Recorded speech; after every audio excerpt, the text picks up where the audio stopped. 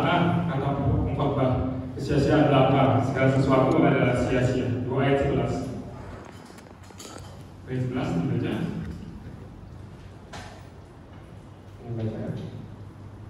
Ketika aku meneliti segala pekerjaan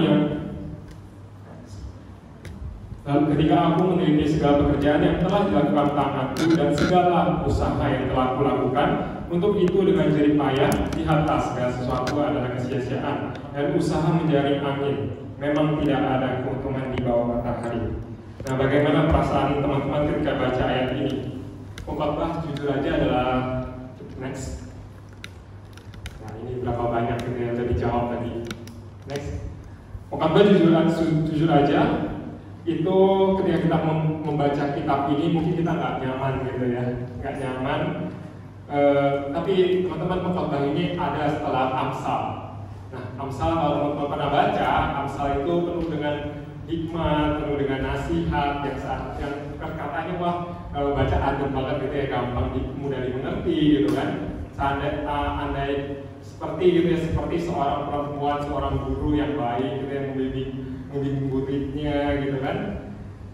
Tapi kalau kita baca pengkhotbah gitu ya, kesannya itu seperti bapak-bapak gitu ya, bapak-bapak yang jutek gitu, mungkin kerjaannya nangkepin penjahat gitu kan, galak gitu, kerjaannya suka nonton investigasi berita mulu gitu kan, nggak seru gitu kan. Saya ngomong sama pengkhotbah gitu kan. Pengkhotbah mungkin sering kali dipahami ketika dibaca, teman-teman. Kata-kata yang kita baca itu seringkali diterjemahkan sia-sia gitu ya.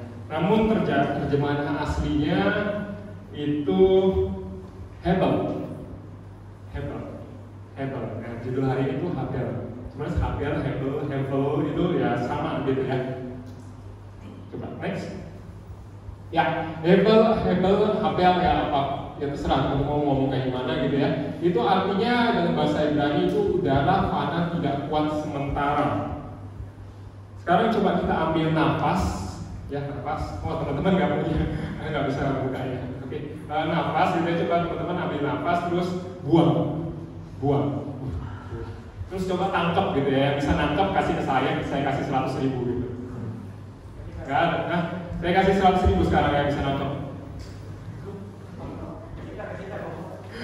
Ya, bawa ke tangan kasih saya bisa nangkep, nggak bisa toh, ya kan? Udara seperti itu gitu loh. Yang dimaksud pengkhotbah, udara itu Hebel. Ketika dituliskan Hebel itu adalah udara tidak kuat sementara, gitu ya. Nah, mungkin kita masih agak ragu-ragu ya setelah baca ini. Apakah saya sekarang berhasil meyakinkan teman-teman bahwa pengkhotbah itu nggak disalahpahami gitu, bukan pesimis sebenarnya gitu ya. Mungkin kita masih sulit gitu ya, masih ya kan udara gitu ya. Tapi coba kita lihat di bagian Alkitab lain ya, di bagian Alkitab lain. Ya, dari Yesaya 57 ayat 13 terlebih dahulu, next. Nah, apabila engkau berteriak, biarlah berhalamu melepaskan engkau. Mereka semua akan ditiup angin dan akan diterbangkan hembusan nafas. Dan ada lanjutannya lagi. Nah, teman-teman, kata hembusan nafas itu menggunakan kata Hebel juga, gitu ya. Hembusan nafas. Jadi katanya sama sebenarnya. Nah, coba kita lihat next. Nah, ya Tuhan, beritahukanlah kepadaku ajalku dan apa batas umurku supaya aku mengetahui betapa fananya aku. Gitu. Fananya itu sebenarnya Hebel juga. Fana itu beda ya dengan sia-sia. Fana itu juga. Kalian teman-teman tahu arti fana nggak? Fana itu cepat berlalu, tidak bisa dipegang kayak udara tadi gitu, yang nggak tetap gitu ya. Next, manusia sama seperti angin. Angin itu Hebel juga. Hari-harinya seperti bayang-bayang yang lewat. Nah ini pakai Hebel juga, Mazmur 144 gitu ya. Coba next. Nah, kemolekan adalah bohong dan kecantikan adalah sia-sia. Tetapi istri yang takut akan Tuhan dipuji-puji. Nah, teman-teman yang cowok-cowok ini khususnya ya, kalian setuju nggak? Kecantikan itu sia-sia. Ayo, yang cowok-cowok bicara. Kecantikan kalian cewek itu cantik sia-sia kan? Oh, dari siapa-siapa ada? Jordan. Kenapa sia-sia Jordan? Cuma sih kalau yang cantik kan bisa mau sampai kapan gitu. Oh, mau sampai kapan? Kedepannya mungkin amit ke kapan gitu kan. Bakal beda kalau misalnya pas dari jadi udah lagi. Tapi pada saya nanti gitu. Jadi nggak usah dandan ya kalau kan cari sia-sia gitu. Tapi nggak usah dandan gitu kan. Iya nanti sia-sia gitu kan. Oke, ada yang nggak setuju nggak? Ada yang nggak setuju, ada yang punya pandangan lain? Cantik itu sia-sia nggak? Wah dari cewek ini, wah ini gimana? Lu kira skincare murah gitu? Makeup murah, ini sia-sia gitu ya? Enak aja ngomong sia-sia. Coba ya cewek gimana nih? Dan cewek, apakah kecantikan itu benar-benar sia-sia? Ngomong gimana? Rambutnya udah dibikin. Ya, ini rambutnya apakah sia-sia? Gimana? Sama saja. Oh, oke. Ya. Tapi kalau kita dipikir secara jujur ya teman-teman ya, yang cowok-cowok nih, cowok-cowok. Kalau lihat cewek cantik, sia-sia nggak sih? Senang nggak sih? Menghibur hati nggak sih? Hah? Kalau ketemu cewek cantik gitu loh. Hah? Jujur lah. Jujur, saya sendiri pun hibur loh. Saya seneng loh lihat cewek cantik, gitu kan? Kita nyari pacar gitu ya. Kita nyari pacar ya, cowok jujur nyari pacar lihat apanya dulu.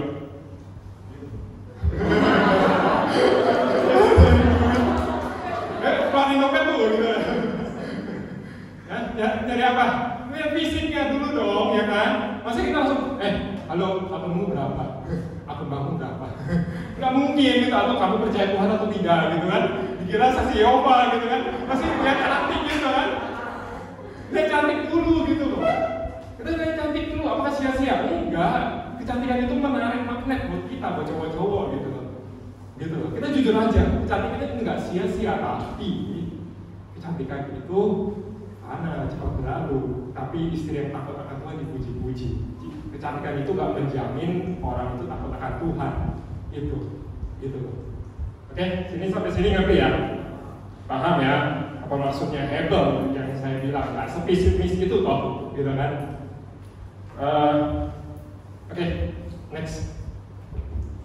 Nah, ini ada alasan kedua kenapa saya bilang pengkhotbah itu sebenarnya nggak pesimis gitu ya.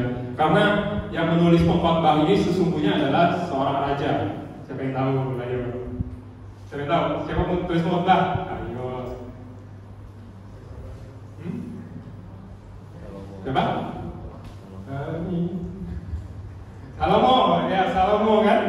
Salomo, tapi walaupun ya memang ada beberapa ahli yang bilang nggak setuju gitu ya, beberapa katanya pengkhotbah ditulis beberapa orang gitu. Tapi Salomo kalian tahu punya semuanya, dan dia kaya, istrinya banyak gitu ya. Salomo juga suka kecantikan, jangan salah gitu ya. Jangan salah, dia selama hidupnya dia menikah banyak gitu ya. Pemerintahannya gede, dihormati banyak orang gitu ya. Tapi ketika dia menulis pengkhotbah gitu ya, dia berkata segala sesuatu itu heaven, segala sesuatu itu fana, cepat berlalu gitu ya. Nah, kenyataannya benar gitu lah. Apa yang dikatakan Salomo itu benar. Bangsa Israel kita lihat setelah kerajaannya Salomo bertahan lama kan? Bertahan berapa tahun? Tapi setelah pemerintahnya Rehabeam, Israel terpecah, bahkan dijajah oleh Persia, Romawi, Yunani, gitu ya, dijajah. Kerajaannya masih ada nggak? Udah nggak ada, udah berlalu, gitu. Heaven. Kita ini paham bahwa kesia-siaan perlu melihat bahasa aslinya, gitu ya. Ketika kita baca Alkitab, gitu ya, ayat itu heaven yang memiliki arti lain yang menjelaskan lebih jelas, gitu ya. Pengkhotbah bukan pesimis, tapi menggambarkan realita. Yang namanya realita kehidupan yang begitu cepat berlalu seperti uap atau angin. Nah, oleh karena itu ada dua nasihat gitu ya. Dua nasihat pengkhotbah, yaitu adalah nikmati hidup dan takutlah akan Tuhan. Pengkhotbah ditulis demikian dengan nasihat. Nikmatilah hidup dan takutlah akan Tuhan. Gitu ya. Nah, kita mungkin bisa memikirkan banyak sekali hal kefanaan ya dalam dunia ini gitu ya. Tapi pertanyaan saya hari ini gitu ya, sesungguhnya bagaimana kita menikmati hidup kalau begitu gitu ya. Kalau benar-benar semua berlalu gitu ya, gimana kita sesungguhnya sebagai anak-anak Tuhan menikmati hidup. Nah, yang pertama, next. Menikmati tidak dimulai dengan memiliki, tapi tidak memiliki. Seringkali kita anggap kalau aku punya sesuatu, aku punya duit, aku bisa kerja untuk Tuhan. Misalnya kalau ditanya pelayanan ya, pelayanan saya sering dengar ini, kamu mau pelayanan nggak? Enggak lah, masih muda ya gitu. Enggak kok, sibuk, studi ya. Oh ya udah oke. Tapi nanti selesai studi gitu kerja, kamu pelayanan nggak? Sekarang udah lulus studi loh, gitu. Sorry kok aku sibuk banget, bentar lagi mau meeting gitu kan, bentar lagi gitu kan, kerja gitu sibuk. Terus nanti deh kok kalau tunggu punya banyak uang, berkeluarga, yang saya enak gitu kan, ya saya berkeluarga, saya pelayanan gitu ya, pelayanan gitu. Oh iya oke. Nanti setelah berkeluarga, ternyata pas berkeluarga gitu ya, berkeluarga, pelayanan nggak? Kok anak saya gitu ya sekarang rewel banget, kok nggak bisa ditinggal gitu ya. Maksudnya harus masuk anak, sekolahin anak gitu ya, nggak bisa, nggak ada waktu gitu ya. Oh gitu. Terus nanti nanti deh sampai saya ini anak saya udah gede, ternyata pas anaknya gede dia udah tua gitu, udah nggak ada tenaga lagi gitu kan. Apakah teman-teman yakin bahwa kita bisa menikmati, kita bisa melayani Tuhan, kita bisa enjoy life ketika kita memiliki sesuatu? Kita seringkali mikir bahwa kita kalau misalnya punya pelayanan, kalau misalnya punya duit, kita bisa belajar piano. Kalau misalnya kita punya piano di rumah, kita bisa belajar berpintar. Kalau misalnya kita di sekolahin, kita semua mikir kalau kita bisa begini kalau memiliki. Tapi hari ini saya bilang, teman-teman, kesempatan menikmati itu ada ketika teman-teman pun tidak memiliki. Ada seorang anak yang namanya Anna Kosinski. Nah, ini ada cadaan ya, yang tadi muda, pas muda ada waktu, ada energi gitu ya, tapi nggak ada uang. Pas tua nggak ada waktu, sibuk gitu ya, tapi ada uang dan energi gitu ya. Pas tua ada uang, ada waktu, tapi nggak ada energi. Selalu ada aja gitu ya yang nggak memuaskan dalam hidup kita. Nah, ini ada anak yang namanya Anna Kosinski. Nah, anak Kosinski ini saya ceritain secara singkat gitu ya. Dia anak seperti kita gitu ya, sekarang masih muda juga gitu ya. Tapi dia dididik berbeda sama anak-anak lain, sama orang tuanya. Dia ketika dia minta mainan gitu ya, sama-sama kayak kita gitu, zaman-zaman kita ada Lego, ada Tamagotchi gitu kan. Nah, anak semuanya dia ada punya Tamagotchi, punya ini, tapi dia nggak dikasih sama orang tuanya. Kata orang tuanya, kalau kamu mau nih ada barang, ada serpihan itu, besi itu, ada kayu itu gitu ya. Nih kamu buat gitu ya, mainanmu sendiri gitu ya. Kok dibuat. Tapi si An ini tidak kehabisan akal gitu ya. Ternyata dia melalui yang terbatas, sumber yang terbatas, dia nggak punya mainan, tapi dia bisa buat mainan gitu ya. Ini mainan pertamanya dia gitu kan. Biasa anak berimajinasi kan sukanya main gitu ya. Anak-anak ya umur-umur kita ya suka main. Kita butuh main toh kan. Nah dia butuh main tapi nggak pakai dengan cara langsung dibeliin, tapi dia harus buat mainan itu gitu loh. Dia pernah suatu waktu gitu ya, anak bapaknya suka skateboard kan, bapaknya pernah skateboard gitu. Tapi ketika dia pengen skateboard belajar gitu, tapi ketika dikasih skateboard, ternyata ketika dikasih punya, dia malah nggak belajar gitu ya, malah skateboardnya disimpan terus, malah dia nggak belajar. Ternyata dia mau memiliki skateboard yang dia miliki, yang dikasih, malah nggak dipelajari gitu kan. Nah, ini saya punya cuplikan videonya. Dia berbicara di TED Talk gitu ya, di TED Talk. Nah, teman-teman kalau tahu TED Talk itu bagus banget gitu ya, dia berbicara gitu ya. Dia sekarang membuat proyek banyak banget buat membantu orang karena dia orang tuanya ada Filipina gitu ya, pernah ke Filipina gitu. Nah, dan dia membuat proyek untuk orang-orang yang nggak punya listrik gitu ya. Coba kita lihat. I started making projects and I started to get into the area of energy harvesting. I got inspiration for my project when one of my friends in the Philippines told me that she failed her grade in school because she couldn't afford electricity, so she didn't have any light to study with at night. And this brought me back to my childhood days where I had a problem that Punya masalah in gitu the ya, beginning was for punya myself. I had to find mainan gitu kan. myself, so I'd make my own inventions and my own toys. Belajar buat But here sendiri. was a problem that my friend had, and I was like, well, why can't I invent a way to maybe help her out? So for that, I made something that you may know me as the flashlight girl for, Yeah. which is a flashlight that runs off the heat of a Sensor yang human bisa hand. menyerap panas dari tangan kita. And that brought me to a whole new journey where I suddenly learned to be confident in who I was. Because at first, to be honest, I didn't think anyone would ever be interested in my project. And to go to places like the Google Science Fair until it was absolutely amazing to see that people were really inspired in what I was doing. This year, I presented my latest invention, which is called the e-drink. And it's a coffee mug that utilizes the excess heat of your hot drink while you're waiting for it to cool down, and converts it into electricity, so you can eventually charge your phone or iPod from it. Just because you're in college and that you're a university student, that does not mean that's the only thing you are. That does not mean that oh, I'm at university. And you leave it at that, you're not doing anything else. You can pursue whatever you want to do. You can start when you're in high school, or when I was in middle school, I started making stuff with electronics. You can do whatever you want, and anything you dream of is possible, but you have to start work on it, even if it's just 20 minutes a day. That's what I really wanted to emphasize today, is that you have more opportunity and time to create. Kamu You punya have kesempatan less, when you're ketika given kamu less to mempunyai start with, less your brain is kekurangan. designed to come up with different ways to solve your problems and to solve other people's problems and issues. And I think that's so important to emphasize, especially in today's society where access and buying this and getting that, oh, that's the latest fashion, so I should be wearing that, and I should throw out everything else that I have is kind of the trend. And I really think, in a way, this is going to sound slightly controversial, but I truly believe that disconnecting helps you connect and create more.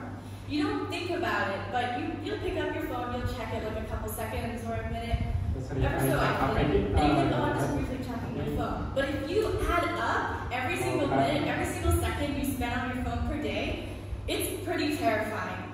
Really minimizing your distractions so you can use your time most effectively is really important.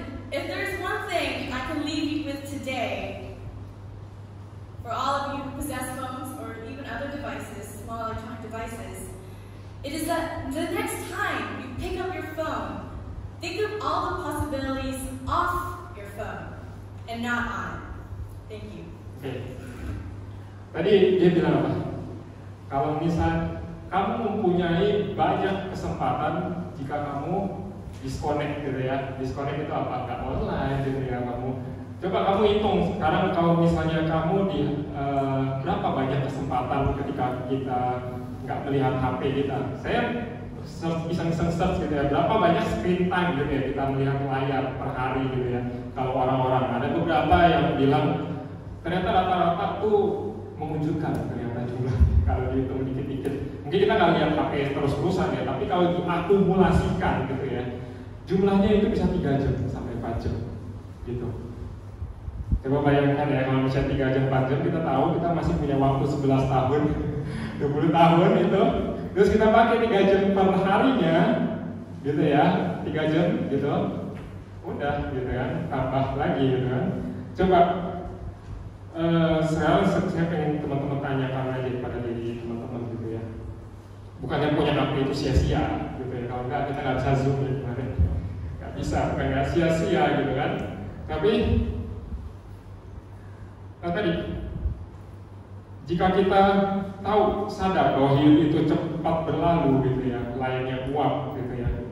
Coba kita pertimbangkan berapa kesempatan yang lewat ketika kita memandangi handphone kita gitu. Ketika kita misalnya di dalam ibadah gitu, masih sebelum ibadah, berapa kesempatan yang lewat, berapa teman-teman yang kita acuhkan gitu. Ketika kita sibuk sama handphone kita. Coba bicara soal kesempatan menikmati masa muda gitu ya. Ini kan kita masih muda-muda semua ya, gitu kan? Masih muda. Pengkhotbah pun bicara gitu ya. Pengkhotbah pun bicara tentang masa muda. Kita buka Pengkhotbah 11 ayat 9 sampai 10. 11 ayat 9 sampai 10.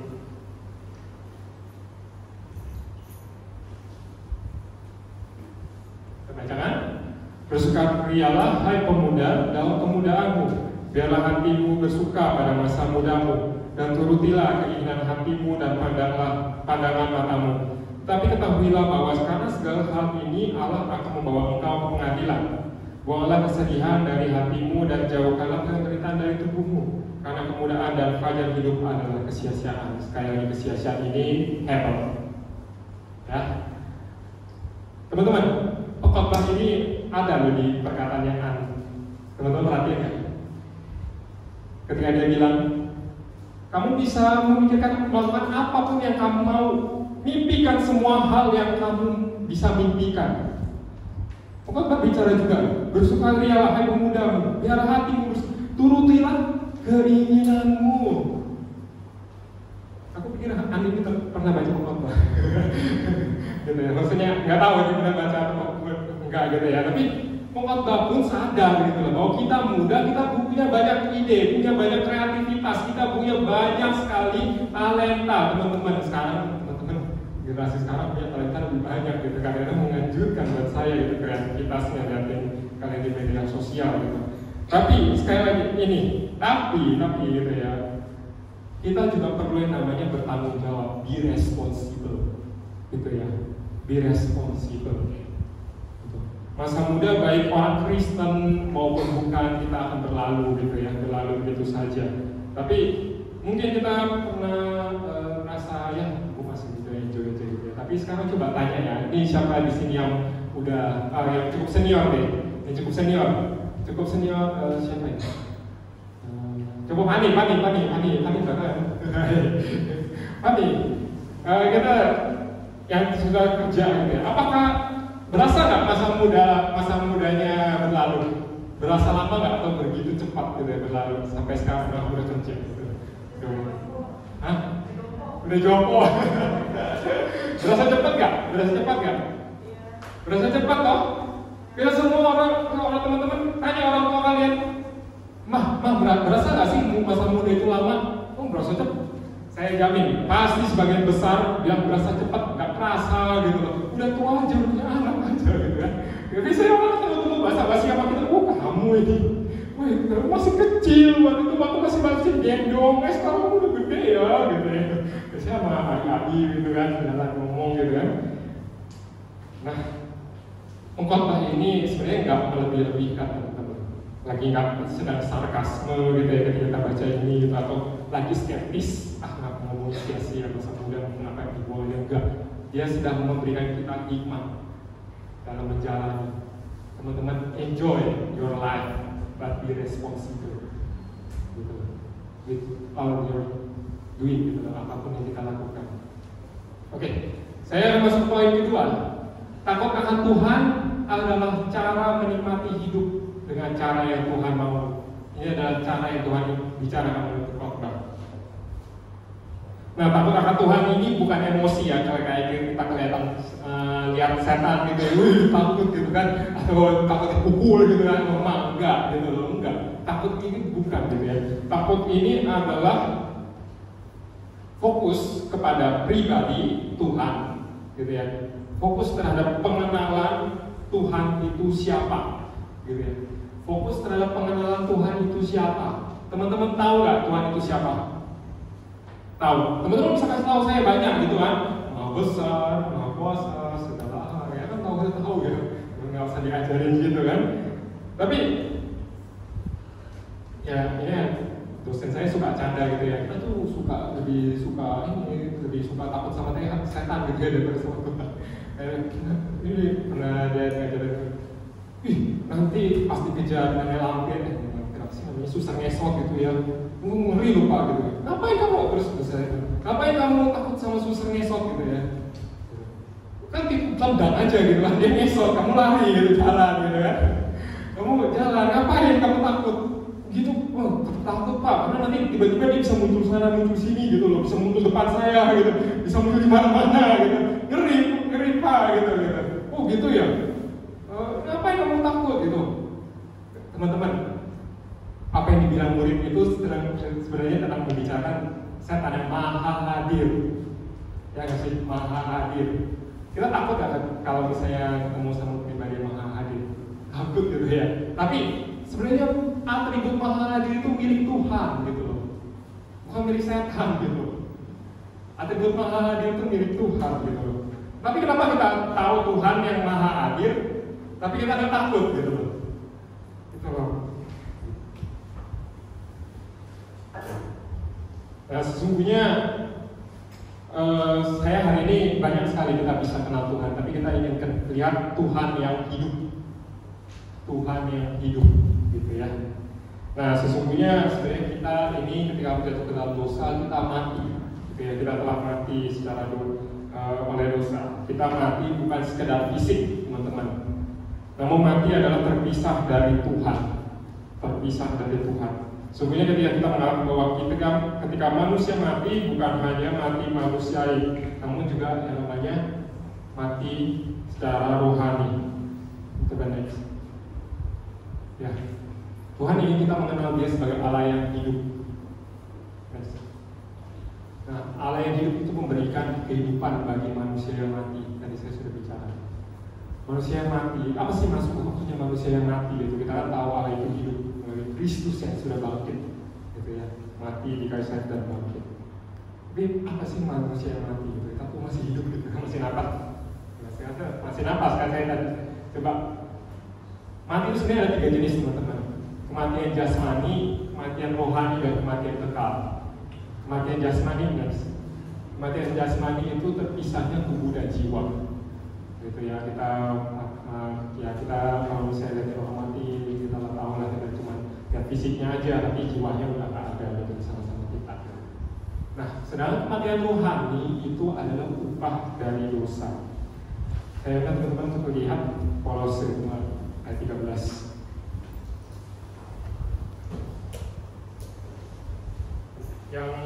Yang perempuan buka Kolose 2 ayat 13, yang laki-laki buka Roma 8 ayat 6.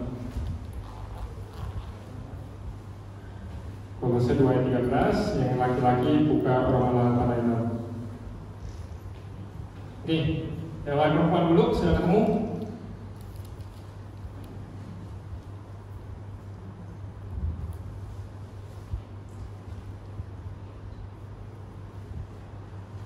Oke, silakan baca 1, 2, 3.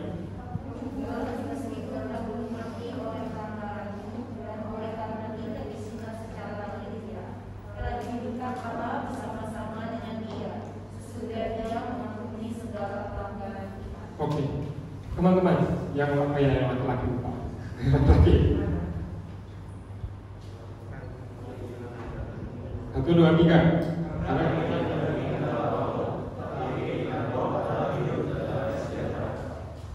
Teman-teman, kalau misalnya kita hari ini hidup itu karena anugerah Tuhan yang umum, yang telah menopang kehidupan kita, gitu.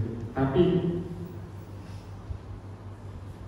Kolose 2 ayat 13 ini mengatakan demikian. Kamu juga meskipun dahulu mati karena oleh pelanggaranmu, tapi oleh dosa. Kita sudah mati secara rohani ketika kita berbuat dosa. Jadi sesungguhnya ada candaan gitu ya, kalau kita sebenarnya hidup nafas gitu ya, tapi sebenarnya kita kayak zombie gitu ya. Teman-teman tahu zombie kan? Yang cuma kerjanya makan gitu kan, cuma kerjanya makan, tapi nggak tahu, nggak ada tujuan hidupnya kan, gitu. Kematian rohani itu sebenarnya membuat kita seperti zombie. Kita mungkin fisik ada gitu loh, tapi kita sebenarnya jauh dari Tuhan, kita hidup dari dosa. Apa itu kematian kekal? Dan itu ada di 2 Tesalonika 1 ayat 9. Dan saya bacakan ya. Mereka ini akan menjalani hukuman kebinasaan selama-lamanya, dijauhkan dari hadirat Tuhan dan dari kemuliaan kekuatannya. Ketika kita mati secara jasmani, kita akan diadili dan orang yang berdosa akan menjadi pengadilan, gitu ya.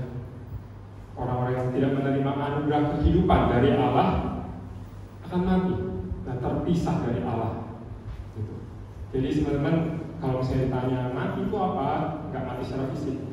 Teman-teman jawablah, mati itu adalah ketika aku terpisah dari Tuhan. Mati itu adalah ketika aku terpisah dari Tuhan. Mungkin dalam kesempatan ini kita masih bisa beribadah. Itu adalah kesempatan kita mengalami Allah yang hidup. Kesempatan Allah berikan kita untuk menikmati Tuhan. Bersyukur teman-teman, hari ini banyak banget yang datang gitu ya untuk menikmati Allah yang hidup bersama-sama. Tapi berapa banyak orang yang telah mati secara rohani gitu. Dan jangan bayangkan nanti di neraka kita paling mengerikan itu adalah ketika kita bakar gitu. Takut ya, saya pas kecil juga gitu. Tapi apakah kita nggak takut gitu kalau kita sedang hidup dalam dosa, hidup terpisah dengan Allah? Ingatlah teman-teman, ketika kita berdosa kita sedang jauh dari Allah. Namun karena Kristus, gitu ya, Kristus kita boleh hidup. Next, teman-teman, tadi saya nanya ya di awal-awal ya, masih hidup gitu ya. Itu pertanyaan suka ditanyakan dosen saya, gitu. Suka ditanyakan dosen saya sama ya ada dosen gitu ya, ketemu mahasiswa nanya, kalian masih hidup? Masih ibu, masih. Ya, lucu gitu ya. Setiap kali ngajar gitu nanya, Pak, masih hidup? Masih hidup? Gitu kan? Oh, masih Bu. Mungkin pertanyaan ini ketika mungkin buat mahasiswa lucu ya. Karena toh bagi kami nafas Ibu ya tadi. Kita nafas gitu ya. Itu sudah jelas gitu. Nggak usah ditanya basa-basi doang gitu kan. Namun setelah saya merenungkan gitu ya hari ini, hidup dan heaven tema kita ya. Hidup dan heaven. Saya sadar jawaban bernafas itu nggak cukup. Bernafas itu nggak cukup, karena heaven itu tidak jamin kita mati, kita tidak mati secara rohani. Lihat ya teman-teman tadi ya, kita bisa bernafas, tapi mungkin rohani kita sekarang sedang kering, sedang hampa. Dan nanti kalau misalnya kita menjauhkan diri, itu suatu waktu ketika kita mungkin selesai itu waktunya udah tua, ini itu pintu itu sudah tertutup gitu, udah ada kesempatan lagi. Itu pun kalau kita masih hidup gitu ya. Karena sesungguhnya kehidupan kita di bawah matahari sudah ada di dalam dosa gitu ya. Semua orang Kristen gitu ya, semua saat ini itu nggak lepas dari yang namanya dosa gitu. Kita masih juga berperang melawan dosa. Gitu. Jangan pikir kita ketika percaya sama Kristus kita sudah gitu ya, sudah bebas, saya jadi malaikat, saya bebas dari dosa. Kita bebas dari dosa, tapi kita juga berperang, gitu ya, berperang terhadap dosa. Nah, kita coba buka Efesus gitu ya. Paulus juga menuliskan ini sebenarnya di Efesus 5 ayat 15 sampai 16.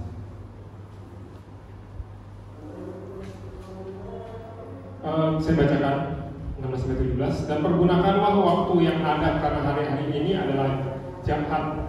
Sebab itu janganlah kamu bodoh, tapi usahakanlah kamu mengerti kehendak Tuhan. Paulus sadar bahwa hari-hari ini, kehidupan di bawah matahari ini itu jahat gitu ya. Jadi kita hari ini masih gitu ya, masih akan berlalu gitu ya, masih akan berlalu. Kita belum menerima kehidupan kekal itu, tapi kita menerima janji pengharapan ketika kita percaya sama Kristus. Paulus itu tidak ingin kita hidup bodoh, tetapi berhikmat sesuai dengan apa yang diinginkan oleh pengkhotbah, gitu ya, yang memberikan kita pesan takut akan Tuhan dan nikmatilah waktumu. Ingat teman-teman, takut akan Tuhan adalah permulaan dari permulaan dari pengetahuan, gitu ya. Pengetahuan, dengan kata lain, hanya melalui pengenalan kita terhadap Kristus, pelayanan kita terhadap Kristus, pelayanan kita terhadap sesama, gitu ya. Kita boleh hidup yang kekal. Tapi sekali lagi, itu bukan karena usaha kita. Allah itu yang menyatakan kita terlebih dahulu. Allah yang hidup itu menganugerahkan kehidupan kekal melalui Kristus yang turun ke dalam matahari, ke bawah matahari, supaya dia hidup dalam kesia-siaan manusia, supaya dia juga boleh bangkit untuk memberikan kita hidup yang kekal dengan Allah bagi orang yang percaya dan patuh padanya. Nah, akhir cerita gitu. Profesor yang tadi bilang itu menjawab bahwa kita ini seringkali terjebak melihat dunia di bawah matahari. Maka keluarlah lihat di atas matahari gitu ya. Ada Allah yang mengaruniakan Kristus ke dalam dunia supaya kita boleh melihat Allah yang memberikan kita pengharapan yang melampaui hidup yang sementara ini. Agar dalam kehidupan yang sementara kita boleh menikmati Allah yang adalah sumber kehidupan yang sejati dengan taat kepadanya. Oke? Teman-teman, kita baca yuk Efesus 5 ayat 15 sampai 21. Kita buka. Kita boleh bagi berdiri, kita baca. Ini sebagai komitmen kita ya. Efesus 5 ayat 15 sampai 21. Sudah ketemu? Kita baca bersama-sama. 1, 2, 3. Karena itu perhatikanlah dengan saksama bagaimana kamu hidup. Janganlah seperti orang bebal, tapi orang arif. Dan pergunakanlah waktu yang ada, karena hari-hari ini adalah jahat.